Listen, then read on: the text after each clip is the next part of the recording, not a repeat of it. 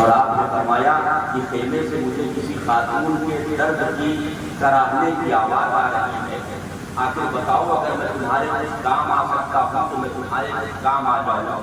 اس مسافر نے کہا میں فلاں مقام سے آیا ہوں، امیر المومنین سے ملنا تھا، رات کی تاریکی ہو گئی، میں نے اپنا خیمہ یہیں باہر لگا دیا ہے، میری بیوی امید سے ہے، بچے کی پیدائش کا وقت قریب آ گیا ہے، اب کوئی ہے نہیں، کوئی کسی کو جانتا نہیں، میں کسی مدد کے لیے پکاروں۔ جناب عمر نے کہا تم یہی ٹھہر، میں ابھی آیا۔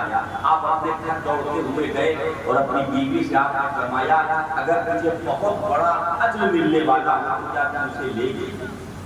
حضرت عمر کی بیوی نے عرض کیا کیوں یا امیر المومنین، ضرور میں اس اجر کو حاصل کرنا چاہوں گی۔ آپ نے فرمایا چلے مسافر ہے، اس کی بیوی کہ حمل پیدائش کا وقت ہے، چلو اس کی مدد کرو۔ آپ کی بیوی نے جلدی جلدی کچھ سامان ضروریات کے لیے اور حضرت عمر سے فرمایا، وہاں جانے کے بعد آپ نے فرمایا عمر لکڑیاں جمع کرو، اس پہ آگ روشن کرو، اس پتیلی میں برتن میں گھی ڈالو اور یہ دانہ ڈال کے اسے چلاؤ، یہ دانہ ڈال کے اسے چلاؤ۔ حضرت عمر اپنے ہاتھوں سے لکڑیاں اکٹھا کرتے تھے اور اینٹیں کا چولہا بنایا، اس پہ رکھ کے آپ نے آگ جلائی اور اب عمر آگ جلانے کے لیے گھٹنوں کے بل بیٹھ کے چونکے مار رہے ہیں۔ یہ کون ہے؟ یہ اسلامی دنیا کا سلطان، یہ امیر المومنین ہے۔ آج یہاں لوگ چھوٹے سے عہدے پر آ جائیں تو جب تک 10 لوگ کا پروٹوکول نہ ملے اس وقت تک گھر سے نکلنا مناسب نہیں سمجھتے۔ یہ عمر ہے جس نے آدھی دنیا میں اسلام پھیلا دیا، جس کے حیبر سے کیسر و کسریٰ کانپتے ہیں، وہ ایک مسافر کے لیے پھونکے مارتا ہے۔ وہ مسافر کا بیان ہے کہ میں حضرت عمر کو میں نے یہ سمجھا کہ عمر نے لوگوں کے آنے جانے والے مسافروں کے لیے خادم متعین کیے ہیں، اس لیے یہ خادم ہے جو میری خدمت کر رہا ہے۔ میں جناب عمر سے اس انداز سے بات کر رہا تھا کہ جیسے کوئی نوکر سے بات کرتا ہے۔ میں عمر سے کہتا پانی لے کر آؤ، وہ دوڑ کر پانی لے کر آتے، میں کہتا کپڑے لاؤ، وہ دوڑ کے کپڑے لانے جاتے، میں ان سے جو باتیں کہتا وہ دوڑ دوڑ کے وہ کام کرتے۔ ایسا لگتا تھا کہ یہ اجرت کے لیے میں اسے بہت بڑی رقم دے چکا ہوں، یہ میری خدمت کر رہا ہے۔ عمر خدمت کرتے رہے، اندر سے آواز آئی امیر المومنین مبارک ہو، اس کے گھر میں بیٹا پیدا ہوا ہے۔ مسافر نے جب امیر المومنین کا نام سنا بدن سوکھ گیا، وہیں پہ ٹھہر گئے۔ میں نے تو اس کے ساتھ بڑا بے رخا رویہ اپنایا ہے، میں نے تو بڑے بے اتنائی سے باتیں کی ہے، بڑی بد تہذیبی سے باتیں کی ہے۔ یہ عمر ہے، جناب عمر نے اسے گلے لگایا، کہا مصطفیٰ کا مہمان ہے، گھبرانے کی ضرورت نہیں، جو مدینے میں آتا ہے مصطفیٰ کا مہمان بن کے آتا ہے، عمر اس کا غلام بن کے خدمت کرتا ہے۔ یہ ہے امیر المومنین عمر کے تیور، یہ ہے نبی آخر الزماں سے اس زمین سے محبت۔ حضرت عمر دعا مانگا کرتے تھے، اے اللہ مجھے شہادت کی موت عطا فرمانا، اے پروردگار عالم مجھے شہادت کی موت عطا فرمانا اور کہیں باہر نہ لے جانا، اپنے حبیب کے شہر میں بھی موت عطا فرمانا، شہر بلد مصطفیٰ، شہر بلد رسول میں موت عطا فرمانا۔ یہ عمر کی آرزو تھی۔ آپ کی تاریخوں میں لکھا ہے، بڑے عجب عجب واقعات ہیں، دنیا حیرت میں ہے کہ عمر کتنا عالی مقام، اتنے اونچے منصب والا، اتنی بڑی سلطنت کا مالک اور ایسی سادگی بھری زندگی جیتا ہے۔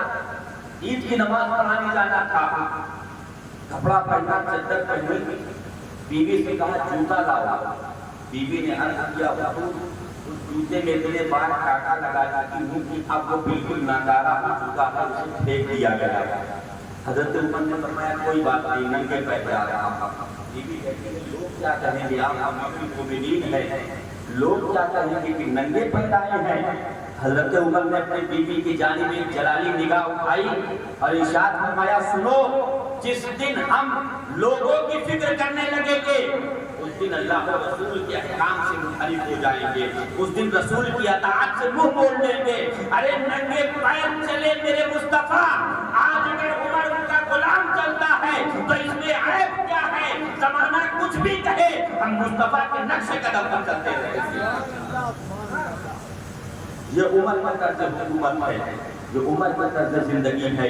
ایک موقع پر حضرت عمر فاروق اعظم نے بہت مال غنیمت آیا، کیا مال غنیمت آیا کہ قیصر و کسریٰ کے دربار میں کسریٰ فتح ہوا، وہاں پہ ایک چادر، ایک قالین جو سونے اور ہیرے جواہرات سے تیار کی گئی تھی، وہ بادشاہ کے جب خاص مہمان آتے تھے تو اسے بچھایا جاتا تھا۔ جب ملک شام فتح ہوا تو وہ چادر، وہ قالین حضرت عمر کے پاس تمام لوگوں کی رائے سے حضرت عمر کو نظر دی۔ حضرت عمر کے پاس آپ نے کیا کیا؟ قیصر کا لباس دیا گیا، سونے کا کنگن دیا گیا۔ عمر فاروق اعظم نے مدینے کے ایک چرواہے کو بلایا اور اس قالین میں بچھایا، قیصر کا لباس لگایا، سونے کے کنگن لگایا، اور اس کے بعد وہ لباس بدو کو پہنایا، کنگن اس کے ہاتھ میں ڈالے اور کہا ذرا اس قالین میں چل کر سکے، اس قالین پہ چل تو سکی۔ جب وہ چلنے لگا تو جناب عمر مسکرائے، کہا یہ لباس اس قالین پر، اس کنگن پر، اس لباس پر کسریٰ کے بادشاہ کو گمان تھا، اس لباس پر ناز کرتا تھا، اس قالین پر ناز کرتا تھا۔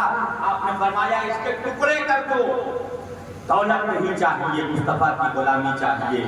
آپ نے ٹکڑے ٹکڑے کرا دیے، پوری قالین توڑ دی گئی۔ مولا کائنات کے حصے میں ایک بیٹا اس کا حصہ آیا، ایک بیٹا کا ٹکڑا آیا۔ جب مولا کائنات نے اسے بیچا نہ تو اس زمانے میں 20,000 دینار ملے، ایک بیٹا کی قیمت 20,000۔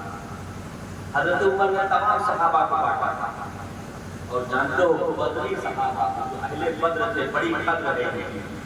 آج بھی ہمارے بزرگوں نے کہا جب کوئی مصیبت آئے تو بدر کے اصحاب کا نام لے کے اللہ سے دعا مانگو، انشاءاللہ ضرور پوری ہو جائے گی۔ کوئی بھی مصیبت کو انشاءاللہ کامیابی ملے گی۔ ان 313 کا نام لیا کرو، جو بدر کے صحابہ کو اللہ نے حضرت عمر نے انعام دیا نا، وہی حصہ حسنین کریمین ہے۔ آپ کی شہزادہ حضرت عبداللہ ابن عمر اپنی والدہ کے پاس آئے اور عرض کرتے ہیں، اے میری والدہ، آج والدہ گرامی نے جو بدر کے صحابہ تھے ان کے حصے کے برابر حسنین کریمین کو حصہ تھا۔ اے میری والدہ، نہ حسین بدر کے لائق تھے، نہ حسن بدر کے لائق تھے، مجھے ان سے کم دیا، ان کو مجھ سے زیادہ دیا۔ جب بیٹے نے شکوہ کیا تو حضرت عمر فاروق اعظم جب گھر آئے تو بیوی نے حضرت عمر سے کہا آج آپ نے مال تقسیم کیا، حسن اور حسین کو اہل بدر کے برابر کیا، اپنے بیٹے کو اس سے کم دیا۔ جب حضرت عمر نے کہا یہ شکایت کس نے کی؟ کہا شکایت نہیں، بس آپ کے بیٹے نے بتایا تھا، میں یہ پوچھ رہی ہوں۔ جناب عمر نے فرمایا بلاؤ عبداللہ کو۔ جب حضرت عمر نے کہا بلاؤ نہ تو بیوی گھبرائی، جب بھی کہیں سزا نہ دینے لگے۔ آپ نے کہا نہیں اس نے کوئی شکایت نہیں کی۔ حضرت عمر نے کہا بلاؤ تو صحیح۔ جب وہ پاس آئے، پاس میں بٹھایا، کہا میرے بیٹے بیٹھ میرے پاس، تو یہ سوچتا ہے کہ میں نے حسن کو اور حسین کو اہل بدر کے برابر کو مال و دولت دیا، اہل بدر کے برابر حصہ کیوں دیا؟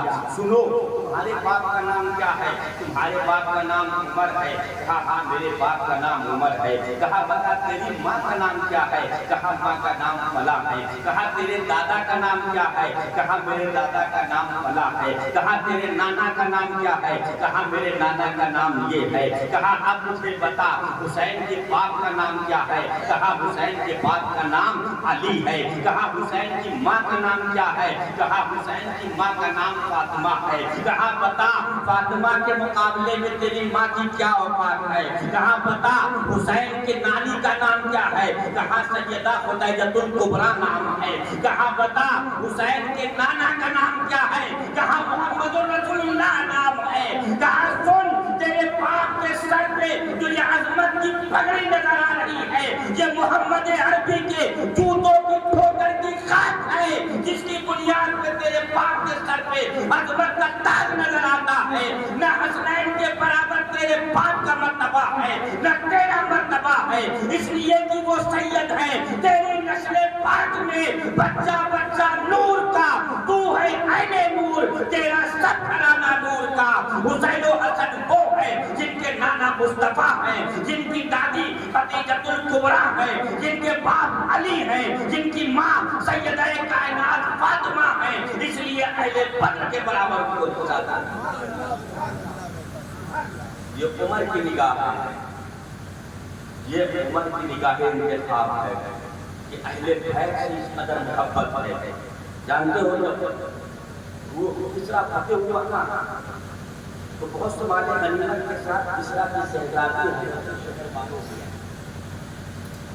حضرت شہر بانو کیا ہے، بڑی بڑی خوبصورت، بہت خوبصورت۔ بہت سے نوجوانوں کی خواہش تھی کہ یہ شہر بانو ہمارے حصے میں، یہاں تک کہ آپ کے شہزادے حضرت عبداللہ نے بھی عرض کیا کہ شہر بانو ہمارے نکاح میں۔ اللہ قربان جائیں نگاہ فاروق اعظم کے انتخاب۔ آپ نے فرمایا کہ شہر بانو شہزادی ہے اور شہزادی کو شہزادے کے بھی نکاح میں دیا جاتا ہے، کسی عام انسان کے ساتھ اس کی زندگی نہیں گزر ہوتی ہے۔ سنو اے لوگوں جو تم خواہش کر رہے ہو، شہزادی کی خواہش کر رہے ہو، تم شہزادے نہیں ہو۔ سنو آج تک یہ دنیا کی شہزادی تھی، لیکن میں آج اس کا نکاح ایسے شخص کے ساتھ کروں گا کہ آج کے بعد یہ دنیا اور آخرت دونوں جگہ کی شہزادی بنے گی۔ آپ نے امام حسین کو بلایا، حسین نے طلب نہیں کیا تھا، حسین نے مطالبہ نہیں کیا تھا، لیکن خود نبی آخر الزمان کے وزیر حضرت عمر فاروق اعظم نے جناب امام حسین کو بلایا اور کہا حسین تمہارے نکاح میں کسریٰ کی شہزادی شہر بانو کو دے رہا ہوں۔ آج تک یہ دنیا کی شہزادی تھی، آج سے تمہارے نکاح میں آنے کے بعد یہ دنیا اور آخرت کی شہزادی ہے۔ یہ عمر کی نگاہ انتخاب ہے، یہ عمر کی پہچان ہے، یہ عمر کی سوچ ہے، جس نے زمین پر عدل کیا ہے، جس نے زمین پر انصاف کیا ہے۔ حضرت عمر کی حکومت ہواؤں پر بھی تھی، حضرت عمر کی حکومت آگ پر تھی، عمر کی حکومت پانی پر تھی۔ آپ تاریخ پڑھو، میں یہ جملے بازی نہیں کر رہا ہوں، آپ تاریخ پڑھو۔ مدینہ الرسول سے کچھ دور پر جوالا مکھی کے جوالے پھوٹے، لوگوں نے آ کر عرض کیا امیر المومنین آگ مدینہ الرسول کی طرف بڑھتی چلی آ رہی ہے، آگ مدینے کو جلا دے گی۔ جناب عمر فاروق اعظم نے پیوند لگا ہوا اپنا کرتا اتارا اور فرمایا جاؤ آگ کے سامنے میرا کرتا ڈال دینا، جہاں عمر کا کرتا ہوگا آگ پیچھے ہٹتی چلی جائے گی۔ یہ عمر کی حکومت ہے، عمر آگ پر حکومت کرتے ہیں۔ مدینے میں زلزلہ آیا، آپ نے اپنا درہ اٹھایا اور زمین پر مار کے فرمایا اے زمین ٹھہر جا، کیا تیری دھرتی پر تیری چھاتی کے اوپر عمر نے عدل انصاف نہیں کیا ہے؟ یہ جملہ کہنا تھا، زمین ٹھہر گئی۔ آج تک مکہ اور مدینہ زلزلے سے محفوظ ہے۔ یہ عمر کے تیور ہے، کون نہیں جانتا؟ مصر جب فتح ہوا وہاں ایک رسم تھی، دریائے نیل ایک ساتھ سوکھ جایا کرتا تھا۔ ایک نوجوان لڑکی کو لے جا کر جس کی شادی نہ ہوئی ہو اسے زیور پہنا کے لے جا کر جب اسے ذبح کرتے تھے تو لوگوں کا عقیدہ تھا نیل کا دیوتا خوش ہوتا ہے اور دریائے نیل کا پانی جاری ہوتا ہے۔ حضرت عمرو بن عاص رضی اللہ عنہ گورنر مصر آپ نے حضرت عمر کے پاس پیغام بھیجا، جب آپ کو اس رسم کی بات معلوم پڑی تو آپ نے فرمایا نہیں یہ نہیں ہو سکتا، اب اسلام آ چکا ہے، اب اسلام یہ ظلم نہیں ہونے دے سکتا ہے، اب اسلام کسی مظلوم کی گردن پر تلوار نہیں چلنے دے گا، کسی مظلوم کی گردن نہیں کٹنے دے گا، اب اسلام کسی بچی کی بلی نہیں چڑھنے دے گا، اب اسلام کسی بیوہ کو بے آبرو نہیں ہونے دے گا، اسلام ان بے ہدہ رسموں کو مٹانے کے لیے آیا ہے۔ آپ نے حضرت عمر فاروق اعظم کے پاس قاصد بھیجا، جناب عمر نے ایک پرچی اٹھائی، اس پر لکھا بسم اللہ الرحمن الرحیم، اللہ کا بندہ عمر کی جانب سے دریائے مصر کے دریائے نیل کے نام یہ پیغام ہے۔ تاریخ میں یہ خط محفوظ ہے، لفظ بلفظ جناب عمر نے فرمایا اگر تو اپنی مرضی سے جاری ہوتا ہے، اپنی مرضی سے کہتا ہے تو پھر مجھے تیرے پانی کی ضرورت نہیں ہے، تجھے جاری ہونے کی ضرورت نہیں ہے، لیکن اگر تو اللہ کی مرضی سے بڑھتا ہے، اللہ کی مرضی سے جاری ہوتا ہے تو اللہ کا بندہ عمر تجھے حکم دیتا ہے کہ تو جاری ہو جا، کہانی چالو ہو جا۔ قاسم سے فرمایا جاؤ امیر مصر کو یہ خط دینا اور جا کے کہنا کہ دریا کے حوالے کر دے، دریا میں ڈال دے۔ حضرت عمر ابن العاص گئے ہیں اور جانے کے بعد آپ نے دریا کو مخاطب کر کے کہا اے دریا، تیرے نام رسول اللہ کے خلیفہ امیر المومنین عمر کا پیغام آیا ہے، اور آپ نے وہ خط جیسے ہی دریا میں ڈالا ہے تاریخ میں لکھا ہے کہ دریا اس جوش کے ساتھ جاری ہوا ہے کہ تب سے لے کر اب تک نیل نہیں سوکھا ہے اور نہ قیامت تک نکلے گا۔ یہ عمر کی حکومت ہے کہ اللہ کے سچے بندے ہیں جنہوں نے اللہ کو راضی کیا ہے، رسول اللہ کو راضی کیا ہے۔ جو اللہ کو رسول کو راضی کرتے ہیں پھر ہر شے ان کی غلام ہو جاتی ہے۔ جو اللہ کو اپنا بنا لیتا ہے، جو رسول کو اپنا بنا لیتا ہے، پھر ہر شے اس کی ہو جاتی ہے۔ وہ جو کہے پھر وہی ہو جاتا ہے۔ جو زمین پر انصاف کرتے ہیں انہیں کسی چیز کا خوف نہیں ہوتا ہے۔ روم کا قاصد آیا، مدینہ پہنچا، اس نے لوگوں کو پوچھا اے لوگوں یہ بتاؤ تمہارے بادشاہ کا محل کہاں ہے؟ لوگوں نے کہا ہمارا کوئی بادشاہ نہیں، ہمارا کوئی خلیفہ ہے، نگراں ہے جو دیکھ کے رکھتا تھا۔ اچھا اس نے کہا اچھا وہ عمر؟ کہا وہی تو ہمارے خلیفہ ہیں۔ کہا ان کا محل کہاں؟ کہا ان کا کوئی محل نہیں ہے۔ کہا ملیں گے کہاں؟ کہا جاؤ مسجد نبوی میں ملیں گے۔ مسجد میں گیا وہاں نہیں ملیں گے۔ لوگوں سے پوچھا تو لوگوں نے کہا اسلامی بیت المال کے اونٹ کو چرانے گئے تھے، جاؤ